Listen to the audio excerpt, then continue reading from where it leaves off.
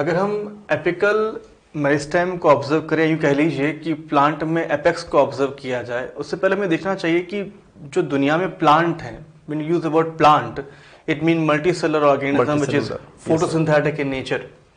जब ये वर्ड हम काम में लेते हैं तो एल्गी को भी उसके अंदर इनकम्पास करते हैं। बिल्कुल, प्लांटी का पार्ट है, प्लांटी का पार्ट ही है। तो जब ऑब्जर्व करते हैं उनकी बॉडी को, थैलस है, थैलॉइड है, अगर आप ऑब्जर्व करेंगे उनकी ग्रोथ को, मान लीजिए हमारे पास ये एक फिलामेंटस एल्गी अवेलेबल है, से स्पायरोगारा है से फॉर एग्जांपल, है ना, और ये यूकैरियोटिक एल्गी है। बिल्कुल सर। ना अब यहाँ पर अवेलेबल हर एक सेल डिवाइड करती है। ऐसा नहीं है कि ग्रोथ लोकलाइज है, कहीं पर लोकलाइज ग्रोथ नहीं है, हर एक सेल डिवाइड कर सकती है और ग्रोथ होती है। तो हम कहते हैं कि इस तरह की लोअर प्लांट्स के अंदर हमको डिफ्यूज्ड ग्रोथ देखने के लिए मिलती है, लोकलाइज्ड ग्रोथ नहीं है। तो स्टार्टिंग में 1 सेल थी, डिवाइड होकर 2 हुई, फिर 2 से 4, 4 से 8, इस तरीके से एक फिलामेंट बन गया या थैलॉइड बॉडी व्हाटएवर आती है। जी सर। लेकिन दूसरी और कुछ ऐसे हमारे पास मल्टीसेलुलर एल्गी भी हैं, फॉर एग्जांपल ये ब्राउन एल्गी हैं, कुछ ब्रायोफाइट्स हैं, कुछ लोअर टेरिडोफाइट्स हैं। उनमें ऐसा देखने के लिए नहीं मिलता। वहां पर तो कार्ल नागेली साहब, बिल्कुल नागेली साहब वहां पर जो है, नागेली और हॉफमीस्टर जो है वहां पर थ्योरी प्रपोज करते हैं known as apical cell theory.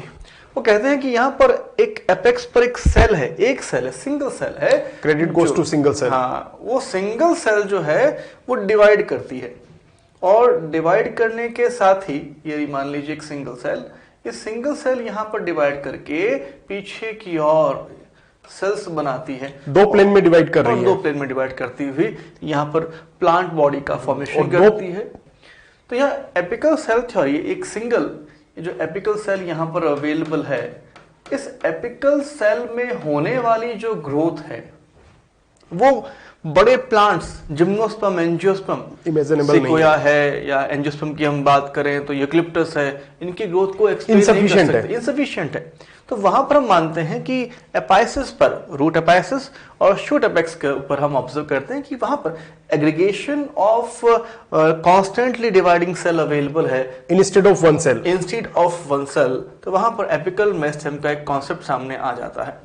हम देखते हैं कि एपेक्स पर अवेलेबल जो ये मेरिस्टेम है डिवाइड करता है और प्लांट की ग्रोथ को हम होते हुए ऑब्जर्व करते हैं, वर्टिकली प्राइमरी ग्रोथ ऑब्जर्व होती है। बिल्कुल। अब एपिकल जो मेरिस्टेम है उसकी ऑर्गेनाइजेशन क्या है, उसके रिगार्डिंग कई सारी थ्योरीज हैं। बिल्कुल सर, रूट एपेक्स और शूट एपेक्स, और जो मोस्ट एक्सेप्टेबल है हम उन्हीं के बारे में बात करेंगे दोनों के लिए। बिल्कुल। अब हमारी जो स्टडी है वो एंजियोस्पर्म्स के अंदर जो एपेक्स है, एपिकल मेरिस्टेम है, उसकी स्ट्रक्चर क्या है, उसके चैप्टर का नाम ही क्या है, anatomy of flowering plants. Exactly. तो उनके बारे में बात करेंगे, तो कुल मिला के एग्जाम्पलीफाई करें तो ब्राउन एल्गी, ब्रायोफाइट और लोअर टेरिडोफाइट में एपिकल सेल थ्योरी जी।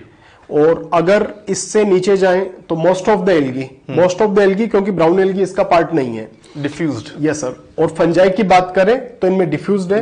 और अगर बात करें high pteridophyte, all gymnosperm and all angiosperm, तो then particular apical meristem is there, localized growth है, और वही पूरे रूट एपेक्स से रूट का और शूट एपेक्स से शूट का फॉर्मेशन करता है। अगर समझाएं हम किस प्रकार से एपेक्स है वो पूरे स्ट्रक्चर का फॉर्मेशन करता है, जी सर। रूट एपेक्स रूट का और शूट एपेक्स शूट का। तो हमारे पास फर्स्ट थ्योरी आती है histogen theory, also called histogen layer theory. This was proposed by Hanstein in 1870। हिस्टोमीन टिश्यू जनरेट करना, टिश्यू जनरेट कर देने वाले टिश्यूज। और अगर हम बात करें कि उन्होंने जो ये थ्योरी प्रपोज की थी तो उनका जो पर्पस था वो रूट और शूट एपेक्स ऑर्गेनाइजेशन को एक्सप्लेन करना था। बट अगर हम देखें इस थ्योरी को तो ये रूट एपेक्स ऑर्गेनाइजेशन के लिए ज्यादा वैलिड है। So that's why this theory is more valid for root apex organisation. Propose दोनों के लिए की गई थी, लेकिन बाद में ये देखा गया कि रूट एपेक्स ऑर्गेनाइजेशन को ये बेहतर तरीके से एक्सप्लेन करती है, तो इसके लिए इसको वैलिड माना जाता है। अब अगर देखें हम रूट एपेक्स को, तो रूट एपेक्स को कुछ हिस्टोजन लेयर या फिर कह दीजिए लेयर्स ऑफ टिश्यूज में डिवाइड कर सकते हैं। हम एक मेरिस्टेम को इमेजिन कर रहे हैं जो रूट के एपेक्स पे है, उसको स्टडी के लिए, समझने के लिए उसको 3 पार्ट में डिवाइड कर रहे हैं, और ये 3 पार्ट हो गए डर्मेटोजन, पेरिब्लेम एंड द प्लीरोम। आप इसको ऐसे कंपेयर कर लीजिए कि सबसे आउटर मोस्ट पार्ट है वो डर्मेटोजन है और सबसे सेंटर मोस्ट पार्ट है वो प्लीरोम है और इन दोनों के बीच में सैंडविच होते हुए पेरिब्लेम है। यहाँ पर पेरिब्लेम प्रेजेंट है। तो डर्मेटोजन आउटर मोस्ट है, composed of single layer and this form epidermis और उससे जुड़े हुए वॉटेवर एपिडर्मल टिश्यू सिस्टम कह देते हैं। तो एपिडर्मिस एंड एसोसिएटेड स्ट्रक्चर्स उनका फॉर्मेशन करेगा। जब बात होती है पेरिब्लेम की, तो पेरिब्लेम की जो लोकेशन है वो बिटवीन डर्मेटोजन एंड प्लीरोम है। तो ये क्या करेगा, इसकी लोकेशन हम देते हैं just beneath dermatogen and this forms cortex. ये कॉर्टेक्स का फॉर्मेशन करेगा। और प्लीरोम की जब बात करते हैं तो प्लीरोम इनर मोस्ट हिस्टोजन है। तो देखिए ये आउटर मोस्ट हो गया, ये इनर मोस्ट हो गया, ये दोनों के बीच में है। और ये क्या बनाएगा, pericycle, vascular bundle, pith, that is also called medulla and pith. अब अगर इनको एक सिंगल टर्म में एक्सप्लेन करें, pericycle, vascular bundle, pith, pith, तो टर्म आती है स्टील। और क्योंकि ये थ्योरी जो है रूट एपेक्स के ऑर्गेनाइजेशन को एक्सप्लेन करती है, तो यहाँ में कंजंक्टिव टिश्यू के बारे में बात करना जरूरी हो जाता है कि प्लीरोम जो है वो रूट के अंदर कंजंक्टिव टिश्यू का भी फॉर्मेशन करता है, क्योंकि वो भी सेंट्रल सिलेंडर का पार्ट है। सिलेंडर का पार्ट है, स्टील में मिलेगा आपको देखने के लिए। बिल्कुल मिलेगा। तो अगर समरी करें तो रूट एपेक्स ऑर्गेनाइजेशन के लिए वैलिड थ्योरी का नाम है histogen layer theory, that was proposed by Hanstein. According to this theory, the root apical meristem distinguished into three layers: dermatogen, periblem, plerome. The product of dermatogen is epidermis and associated structure. Product of periblem is cortex, and the plerome product is steel. And steel includes pericycle, vascular bundle, pith and pithrage and conjunctive tissues. तो मैं कह सकता हूँ कि everything which is inside the enodermis made by plerome. प्लीरोम का form, प्लीरोम उसको form करेगा। Everything which is outside the pericycle and inside the epidermis, product of periblem. And outermost epidermis is product of dermatogen. Exactly sir. Same बात जो sir ने कही हम यहाँ पर डायग्राम के फॉर्म में ऑब्जर्व कर रहे हैं। बिल्कुल। अगर हम उस थ्योरी को डाइकॉट और मोनोकॉट रूट में अप्लाई करके देखें, ये डाइकॉट रूट का लॉन्गिट्यूडनल सेक्शन है। रूट की एपेक्स पर हमको रूट कैप देखने के लिए मिलती है, which is protective in nature. बिल्कुल सर, प्रोटेक्टिव। और इसके बारे में आगे हम बात करने वाले हैं। ये प्रोटेक्शन प्रोवाइड करती है।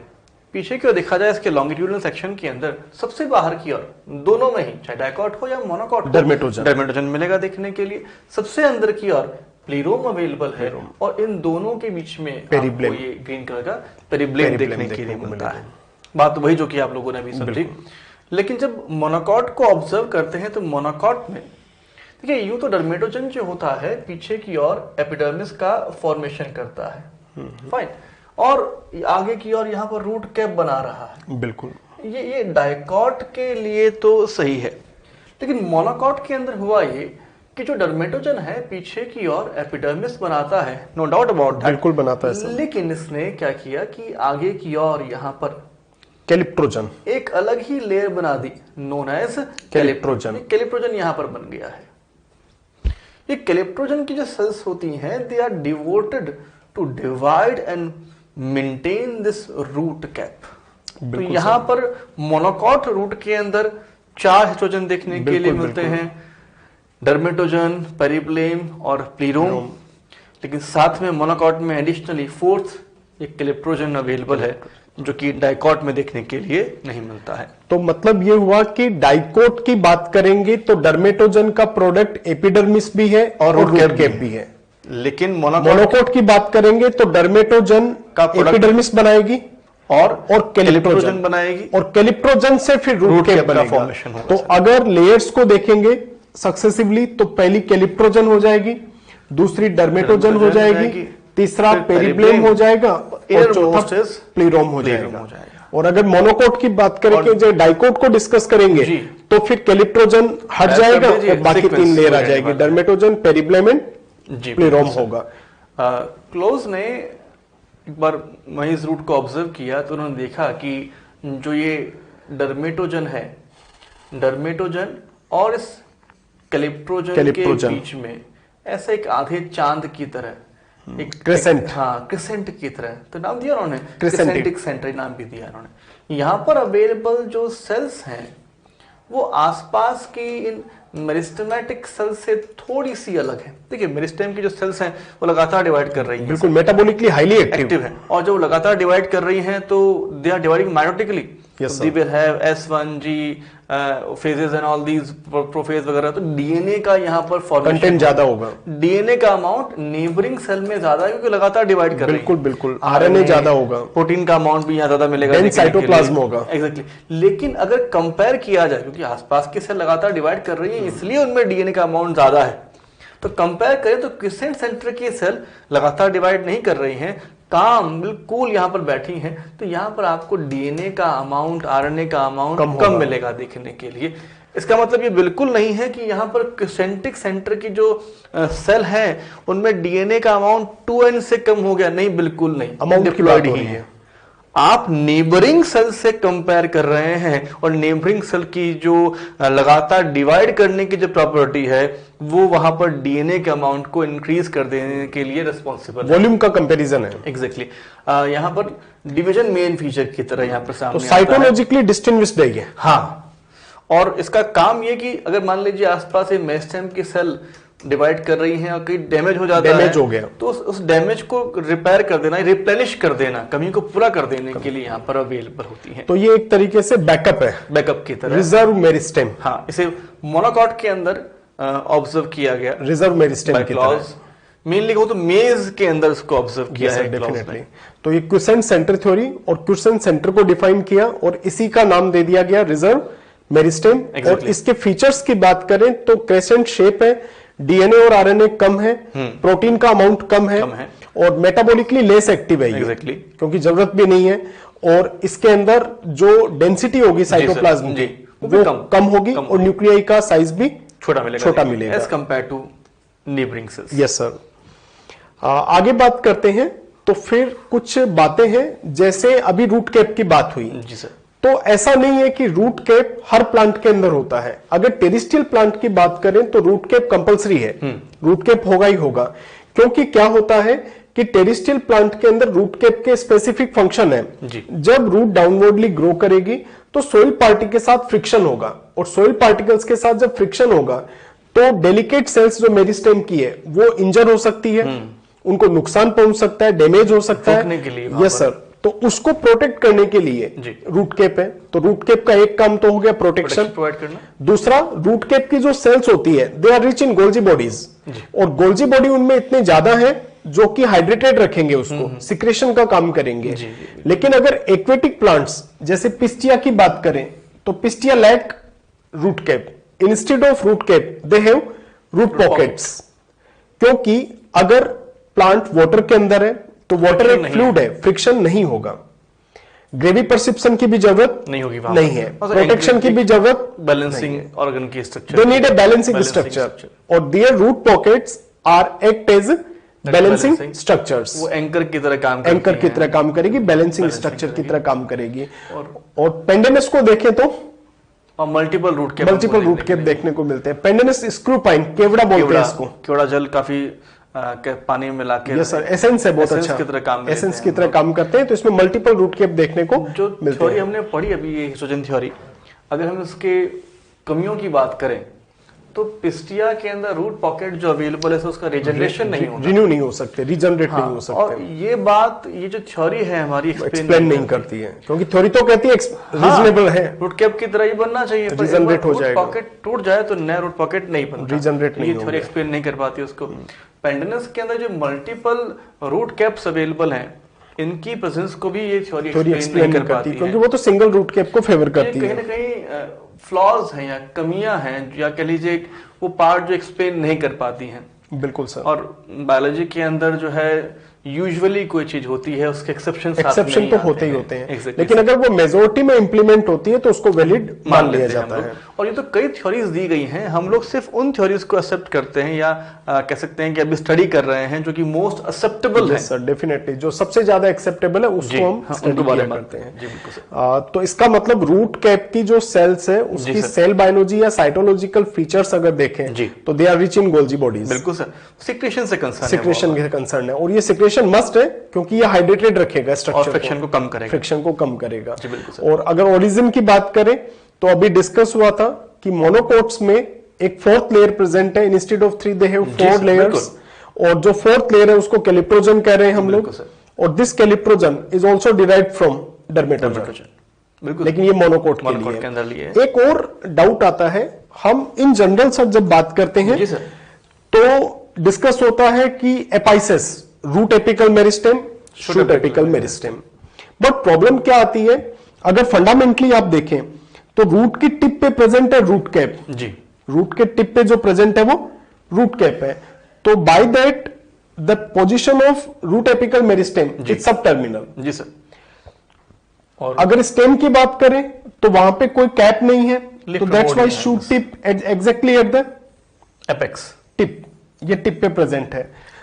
अगर यहां पर लीफ प्रिमोर्डिया भी अवेलेबल है तब भी टिप पे है, तब भी टिप पर ही माना जाएगा, तब भी टिप पे माना जाएगा क्योंकि वो कंप्लीट कवरिंग नहीं है। वो बस समझाने के लिए कह देते हैं, हम खुद ने भी कहा जब प्राइमरी मेरिस्टेम पढ़ रहे थे हम लोग कि एपेक्स पर रूट की एपेक्स पर रूट एपिकल मेरिस्टेम और शूट की एपेक्स पर शूट एपिकल मेरिस्टेम। ये जनरलाइज बात कह देने के लिए, बात समझा देने के लिए, लेकिन समझने के लिए देखें, हाँ डिटेल में जाएं तो हम देखते हैं कि भाई शूट एपिकल मेरिस्टेम तो एपेक्स पर ही है, लेकिन रूट एपिकल मेरिस्टेम जो है वो एग्जैक्टली सब टर्मिनल है, लेकिन फर्क नहीं पड़ेगा इससे कुछ जी, उससे फर्क पड़ता है। जनरलाइज वे में कहेंगे तो एपिकल मेरिस्टेम ही बोलेंगे, चाहे रूट एपिकल मेरिस्टेम या शूट एपिकल मेरिस्टेम हो, बट एग्जैक्ट पोजीशन देखेंगे तो दिस इज सब टर्मिनल या सब एपिकल एग्जैक्टली सर।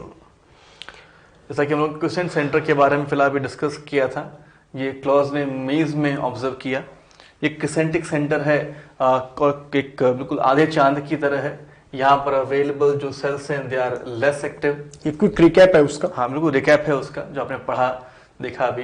ये डर्मेटोजन और कैलिप्टोजन के बीच में अवेलेबल है, मोनोकॉट रूट में ऑब्जर्व होता है, और क्योंकि यहाँ पर अवेलेबल सेल जो है वो डिवाइड नहीं कर रही हैं तो नेबरिंग सेल से डीएनए और आरएनए कम है, कंपेयर किया, साइटोप्लाज्म की डेंसिटी कम है, न्यूक्लियर छोटा मिलेगा आपको देखने के लिए, और क्रिसेंट शेप जो पहले ही डिस्कस हो गया वो देखने को मिलता है, आधे चांद की तरह होता है। और ये रिप्लेनिशमेंट, ये सबसे इंपॉर्टेंट एस्पेक्ट है कि मेरिस्टेम में अगर डैमेज आ जाए तो मोनोकॉट के पास रिप्लेसमेंट का एक जो है रिप्लेनिशमेंट का जो है एक मैकेनिज्म अवेलेबल है, इसीलिए रिजर्व मेरिस्टेम भी बोल देते हैं। बिल्कुल सर, बिल्कुल। और अगर बात करें ट्यूनिका कॉर्पस थ्योरी की जी सर, तो शूट एपेक्स ऑर्गेनाइजेशन को जो सबसे अच्छी तरीके से समझाती है थ्योरी वो है ट्यूनिका कॉर्पस थ्योरी। ये भी दोनों के लिए दी गई थी, एक्सेप्टेबिलिटी ओनली शूट एपेक्स के लिए है, लेकिन वैलिड की बात करें तो वैलिडिटी इसकी ओनली शूट एपेक्स के लिए। शूट एपेक्स में हमको 2 लेयर देखने के लिए मिलती है और रूट के अंदर 3 लेयर देखने को मिलती है। बहुत पुरानी थ्योरीज हैं ये। बिल्कुल, तो इसका मतलब ये हो गया कि रूट एपेक्स ऑर्गेनाइजेशन के लिए वैलिड थ्योरी की बात करें तो हिस्टोजन लेयर थ्योरी जी सर, शूट एपेक्स ऑर्गेनाइजेशन के लिए the most valid theory is tunica corpus theory. Fine, तो ट्यूनिका कॉर्पस थ्योरी क्या कहती है कि जो मेरिस्टेम है, जैसे यहां पर एक रफ डायग्राम ड्रॉ कर लेते हैं कि ये मेरिस्टेम है जी सर, और ये मेरिस्टेम 2 पार्ट में डिवाइडेड है, जिसमें सबसे बाहर वाले जो पार्ट है वो तो हो गई ट्यूनिका और रिमेनिंग जितना रहा वो कॉर्पस है। ट्यूनिका को अगर डिस्कस करें तो ये पेरिफेरल लेयर है, जैसे वहां पे डर्मेटोजन है, सिमिलरली यहां पर ट्यूनिका है। इसकी जो सेल्स है वो एंटीक्लाइनली डिवाइड करके एक ही प्लेन में एपिडर्मिस का फॉर्मेशन करती है। तो जैसे डर्मेटोजन का प्रोडक्ट एपिडर्मिस था, वैसे यहां ट्यूनिका का प्रोडक्ट एपिडर्मिस होगा, और कभी कभी ये मल्टीलेयर्ड भी हो जाएंगी, तो हो जाएगी, कोई फर्क नहीं पड़ेगा। तो उस केस में outermost layer tunica count की जाएगी और वो एपिडर्मिस का फॉर्मेशन करेगी। Rest layer are included under corpus. और जो कॉर्पस की सेल्स है जो यहां पर डायग्राम में भी शो हो रहा है, they are divide in all possible plane, किसी भी प्लेन में। यहां पर हमने लिखा है रेस्ट्रिक्टेड है कि ये वन प्लेन में डिवीजन करती है, वो भी ओनली एंटीक्लाइनल, एंटीक्लाइनल। और ये सभी पॉसिबल प्लेन में डिवाइड करके, मास मेरिस्टेम जिसको बोल देते हैं हम लोग, तो ये सब प्लेन में डिवाइड करके जितने भी टिश्यू अरेस्ट ऑफ दें, जिसमें अगर समरी करें तो ग्राउंड टिश्यू और वेस्कुलर टिश्यू का फॉर्मेशन करेगी। तो पेरिब्लेम का भी प्रोडक्ट और प्लीरोम का प्रोडक्ट यहां सारा कॉर्पस में आ गया। तो दो डिवीजन हो गए। अच्छा, बहुत से बच्चे जो है इस एंटीक्लाइनल और पेरिक्लाइनल कंफ्यूज होते हैं कि एग्जैक्टली होता है क्या। एक्चुअली बहुत सिंपल से शब्द हैं, बहुत सिंपल से एक्सप्लेनेशन है इसके। मान लीजिए हमारे पास एक ये सिलेंड्रिकल स्ट्रक्चर है मान लीजिए ना, और यहाँ पर सेल अवेलेबल है, एक सेल यहाँ पर मानते हैं और एक सेल यहाँ पर मानते हैं। जी सर, से फॉर एग्जांपल, और अब ये सेल डिवाइड करती हैं। से फॉर एग्जांपल ये सेल डिवाइड करती हैं। अगर ये सेल डिवाइड कुछ इस प्लेन में करे, इस तरीके से डिवाइड करे कि एक सेल तो ऊपर की ओर और एक सेल नीचे की ओर, it is referred as anticlinal division. Cylinder के परपेंडिकुलर डिवीजन, आउटर प्लेन के परपेंडिकुलर प्लेन ऑफ डिवीजन है, एंटीक्लाइनल है। और अगर प्लेन ऑफ डिवीजन इस तरीके से हो, आउटर सरफेस के पैरेलल डिवाइड करे टेंजेंशियल प्लेन में, हाँ बिल्कुल, एक बाहर की ओर बन रही है सेल, एक सेल अंदर की ओर बन रही है, it is referred as periclinal division. इसीलिए पेरिक्लाइनल डिवीजन होगा तो लेयर्स बढ़ेगी। बिल्कुल, एंटीक्लाइनल पेरिक्लाइनल दोनों में नंबर तो बढ़ता है, हाँ, लेकिन पेरिक्लाइनल में नंबर बढ़ेगा सेल्स का लेयर्स के फॉर्म में, क्योंकि टेंजेंशियल प्लेन में हो रहा है, तो लेयर्स डिस्टिंग्विश होना शुरू हो जाएगी। बिल्कुल सर, ये होता है, कॉमनली काम में लिए गए शब्द हैं हमारे। बिल्कुल। तो ये इस तरह से देखने को मिलेगा एंटीक्लाइनल और पेरिक्लाइनल डिवीजन। यहाँ पर काम की बात है एंटीक्लाइनल, जो कि अगर मैं यहाँ पर समझूं, मान लीजिए ये यहाँ पे एक सेल अवेलेबल है, फाइन, ये इस प्लेन में डिवाइड करेगी, एक सेल लेफ्ट में, एक सेल राइट में। तो एरोज जो है वो इंडिकेट कर रहे हैं सेल जो बन रही है कैसे बन रही है। सेल लेफ्ट राइट बन रही है तो प्लेन ऑफ डिवीजन इस परपेंडिकुलर, एक कवर बन जाएगा एपिडर्मिस का। जी बिल्कुल। और यहाँ पर तो सारे पॉसिबल प्लेन में डिवीजन होगा और एक मास का स्ट्रक्चर बनेगा, उसमें बहुत सारे टिश्यूज हैं, all ground tissues plus vascular tissues का फॉर्मेशन होगा। ठीक है, आगे बात करते हैं हम लोग। तो साइटोलॉजिकल जोनेशन थ्योरी जो फॉस्टर साहब प्रपोज कर देते हैं, अगर हम वेजिटेटिव एपेक्स को ऑब्जर्व करें, अगर आप ग्रोथ को ऑब्जर्व करेंगे तो यहाँ पर अवेलेबल जो शमिट वाला एरिया है, फॉस्टर कहते हैं कि जो डोम शेप वेजिटेटिव एपेक्स है, टिप पर जो सेल्स अवेलेबल हैं उनको नाम दिया गया है समिट। यहाँ पर वो धीमे डिवाइड करती है, स्लो रेट ऑफ डिवीजन है, ताकि धीमे धीमे स्टेम की लेंथ बढ़े। स्टेम की लेंथ बढ़ती है पीछे की ओर, यहाँ पर ये फ्लैंक अवेलेबल है, फ्लैंक की सेल्स फास्ट डिवाइड करेंगी, डिवीजन करती है, थोड़ा सा स्टेम बढ़े और नोड पर लीफ का डेवलपमेंट। बिल्कुल, ये जरूरत भी है ताकि वो एनर्जी को गैदर करे, फूड बनाए और प्रॉपर तरीके से ग्रोथ हो सके। जैसे ही इंडक्शन मिलता है यहाँ पर, चाहे हार्मोनल ट्रिगर हम कह सकते हैं, चाहे वो फ्लोरिजन हो या वर्नलिन हो, जो भी हम कहना चाहें, यहाँ पर जैसे ही इंडक्शन मिलता है, यहाँ पर ये डोम शेप जो वेजिटेटिव एपेक्स है ये अपने आप को फ्लैट कर लेता है, और फ्लैट होने के साथ ही साथ यहाँ पर देखिए बाहर की ओर, क्योंकि लीफ प्रिमोर्डिया बनी हुई है, और हम एक फ्लावर को देखें तो बाहर की ओर सबसे बाहर वो कैलिक्स अवेलेबल हैं जो कि बन चुके हैं लगभग। तो फ्लैंक वाले एरिया में इतने फास्ट अब डिवीजन की रिक्वायरमेंट नहीं है, स्लो रेट ऑफ डिवीजन हो गया यहाँ पर। लेकिन अंदर की ओर देखें तो कैलिक्स के अंदर की ओर कोरोला है, फिर वो एंड्रोजियम है, फिर गाइनोजियम है। इन तीन बड़ी बड़ी चीजों को बनाना है, तो समिट को अब यहाँ पर फास्ट डिवाइड करना पड़ेगा, ताकि अंदर की ओर प्रॉपर टाइम डेवलपमेंट हो सके यहाँ पर। तो जैसे इंडक्शन मिलता है, वेजिटेटिव एपेक्स अपनी शेप को चेंज करता है, और साथ ही साथ यहाँ पर अवेलेबल समिट और फ्लैंक जो है वो भी अपने रेट ऑफ डिवीजन को रिवर्स कर देते हैं, और अब फ्लावर का यहाँ पर फॉर्मेशन होता है। तो बच्चों को याद रखने के लिए अगर देखें तो जो साइटोलॉजिकल जोनेशन थ्योरी है, हिस्टोलॉजिकल जोनेशन थ्योरी है, तो इसमें जो वेजिटेटिव एपेक्स है तो इसको एस के साथ कोरिलेट कर ले, तो that means summit slow rate, और फ्लैंक्स है तो देन फ्लैंक के साथ जोड़ फास्ट रेट, और बाद में इसको रिवर्स कर ले, हो गया। ये जो बीच में इंडक्शन है, इसमें इंडक्शन हार्मोनल होगा, और इसके बाद में स्ट्रक्चरल चेंजेस आएंगे, तब जाके एक वेजिटेटिव एपेक्स रिप्रोडक्टिव एपेक्स में कन्वर्ट हो जाएगा। फ्लावर का यहाँ पर फॉर्मेशन होता है, एक बड बन जाएगी, एक बड बनेगी यहाँ पर, फ्लोरल प्रीमोडियम बोलते हैं, और बाद में उसमें एंथेसिस होगा। बिल्कुल, तब वो पूरी तरह से एक ओपन फ्लावर के फॉर्म में दिखाई देगा। एक टर्म आता है प्लास्टोक्रोन। क्रोन का मतलब टाइम, जैसे क्रोनोलॉजी होता है ना, तो टाइम से रिलेटेड। तो ये क्या होता है प्लास्टोक्रोन? जैसे दो लीफ प्रिमोडिया बन रही है, तो time interval between the initiation of two leaf primordia is called plastochron. तो सिंपल है, this is a time interval, ये कोई डिस्टेंस नहीं है, this is the time interval between initiation of the two successive leaf primordia. Successive means पहले एक बनी और उसके बाद में दूसरी बनी, यानी कि एपेक्स के ऊपर एक लीफ प्रिमोडिया जब अपने आप को एक मैच्योर लीफ में कन्वर्ट करती है, उसके बाद उसी एपेक्स पर एक नई लीफ प्रिमोडिया बनती है। बिल्कुल, तो उसमें कितना टाइम लगा, दैट इज प्लास्टोक्रोन एक्चुअली। वो टाइम का नाम ही प्लास्टोक्रोन है। अगर हम ऑब्जर्व करें यहाँ पर दिए हुए डायग्राम्स को, मेनली हमें इनकी लेबलिंग को लर्न करना है, क्वेश्चन आते हैं उस पे। हाँ बिल्कुल, काफी इंपॉर्टेंट है लेबलिंग को देखा जाए तो। यहाँ पर देखिए, अगर हम ऑब्जर्व करें इस डायग्राम को, तो ये रूट का लॉन्गिट्यूडिनल सेक्शन एपेक्स का यहाँ पर रूट एपिकल मेरिस्टेम अवेलेबल है। यहाँ पर अवेलेबल सेल पीछे की ओर डिवाइड करेंगी, लेटरली भी डिवाइड करेंगी, और आगे की ओर भी डिवाइड करेंगे हैं। मेरिस्टेम की सेल्स है, ये मानिएगा। तो ये मेरिस्टेम जो है वो सेल्स दे रहा है इस सेंट्रल सिलेंडर को भी, और सबसे पेरिफेरल लेयर को भी, यहाँ पर कैप को भी, और इसके बीच के एरिया को भी। बिल्कुल, तो इस तरीके से पीछे बन जाती हैं ये initial cells of central cylinder.